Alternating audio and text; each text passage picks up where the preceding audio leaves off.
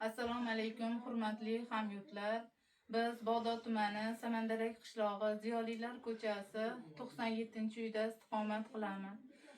Oilamizda hozirgi kunda turmush o'rtog'im 2015-yildan buyon jigar sirrozi kasalligi bilan davolanib keladi.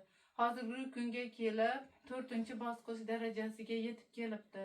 Yoshlari 39 yoshda, 4 nafar farzandim bor. Oilada faqat yagona boquvchimiz. Qaynota qaynonam pensioner, ular qaynonam yaqinda insult bo'lib qoldi. Qaynotamda aprel oyida jigarida operatsiya qildirdik. Hozirgi kunda oilaviy sharoitimiz yetmaganligi sababli sizdek ham saxovat pesha insonlardan yordam so'rab murojaatga chiqdim. Iltimos, turmush o'rtog'imni Hindistonga olib borib operatsiya qildirishimiz uchun yordam berishlaringni so'rayman. Farzandlarimni ota-onasini baxtiga sizdek saxovat insonlar qatoriga qaytib kelishini Allohdan so'rayman.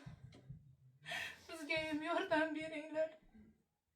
Iltimos qilaman, turmush o'rtog'im yaxshi bo'lib sizdek insonlar qatoriga qaytib kelsin.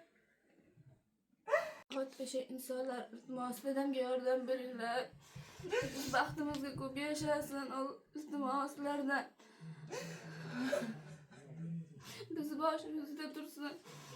Ilom o'qishlariga o'tib ketsam, grandoshlarimizni birga bo'lsin dedi. Ilom ko'p yashasin, umri uzoq bo'lsin dedimdi. Iltimos yordam beringlar.